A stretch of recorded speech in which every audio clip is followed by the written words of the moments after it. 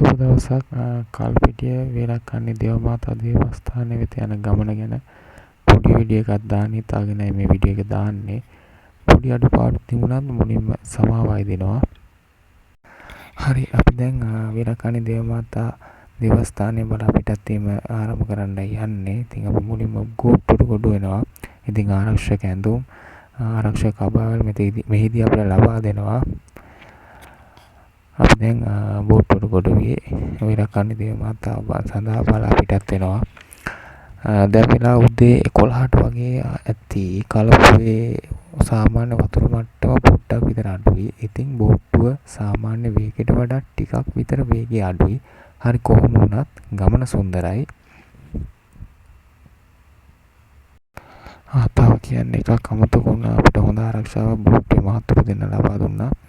ඉතින් අර ඈත පේන්නේ අපි සෑම වන්දනා කිරීම සඳහා යන සුදු වේලක්කන්නේ දේවමාතාගේ මැදුර තියෙන ප්‍රදේශයට ටිකක් ඉතින් දුරයි. පැයකමාරක් විතර යනවා කියලා තමයි බෝට්ටුවේ මහතුරු කිව්වේ. හරි, අපි බලමු. ඒ සුන්දර ප්‍රදේශයට අපි යනවා.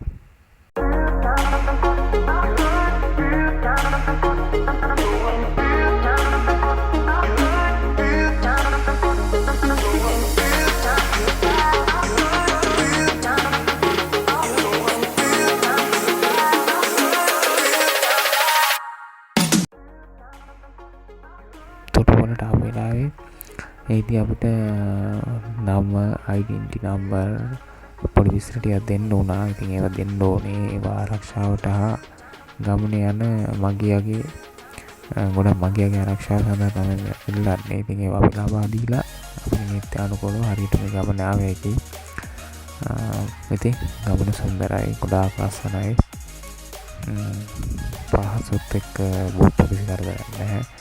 ටිකක් විතර රස්නේ වට එන මොනගත් එක්ක ඒ රස්නේ කතිය ඒ වගේම අපි යන්නේ වන්දනා ගමනක් දේවමාතාවව බලන්න. ඉතින් දේවමාතාවගේ ප්‍රසාදයට ඇතිවයි මේ ගමන යන්නේ.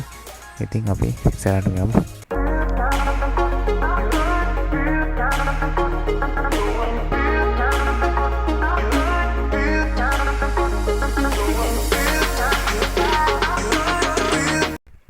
ඉතින් අර ඉතින් පේන්නේ අපි සෑම වන්දනා කිරීම යන සුදු වේලක්කන්නේ දේවමාතා මැදුර. ලොකු සතුටක් හා දේවරප්‍රසාදයක් ලැබෙනවා. ඉතින් බහුලව අපි මේ ගමන ආවේ සඳහා අපි යමු. අපි දෙන්නේ ලඟ වෙනවා. ඉතින් දේවස්ථානය ගොඩාක් ලස්සනයි. හරිම ලස්සන වටපිටාවක්. බෝට්ටුවෙන් පැමිණි පසු පොඩි දුරක් පයින් යන්න ඕනේ දේවස්ථානයට. පොඩි වැලි තීරුවක් තියෙන්නේ. ඉතින් ඒ වැලි තීරුව දිගේ පොඩ්ඩක් ඉස්සරහට යන්න ඕනේ. චුට්ටක් ඉතින් අමාරු වුණා අපේ කට්ටිය පොඩ්ඩක් බස් ගන්න. පොඩ්ඩක් ඉතින් බෝට්ටුවෙන් බැහැ ගන්න බෑ ඉතින් අපේ කට්ටිය. හරි, කොහොම වුණත් කමන්නේ. අපි යනවා දේවස්ථානය බලන්න. ගොඩාක් ලස්සනයි. දකින්නෙත් මේ ෆොටෝස් වල දකින්නෙත් ඒ දේවස්ථානයේ ෆොටෝ අපේ ගමන ගැන. ගොඩාක් ලස්සනයි දේවස්ථානය ඉතින්. දැන් ඉන්නේ දෙව්මැදුර තුල. දෙව්මැදුර ගොඩාක් ලස්සනයි. ඇත් වටේටම කලපුව තියෙන්නේ. මැද තියෙන ලස්සන දෙව්මැදුරක්. මේ බුදුමිය දේවරප්‍රසාදය අනුව ඉදිකළ මේ දෙව්මැදුරේ කතෝලික සහ සෑම ආගමේ ජනයාගේම ගෞරවයට පාත්‍ර වී තිබෙනවා. ඉතේ විශේෂ දේවස්ථානයක්.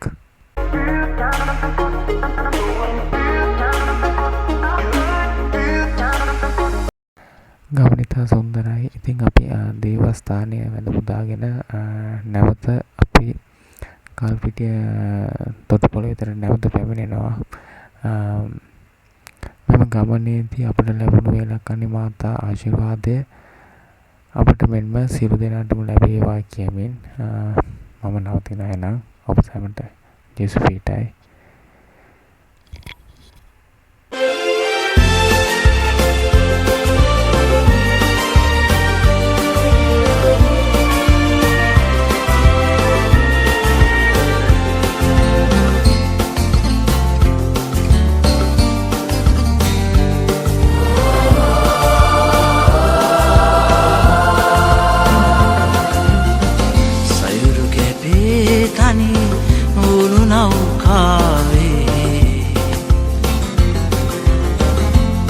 තම මරවිය හද තුල නිති රැඳුනේ දිවි රැකුමට මා පිළිසරණක් පැතුවේ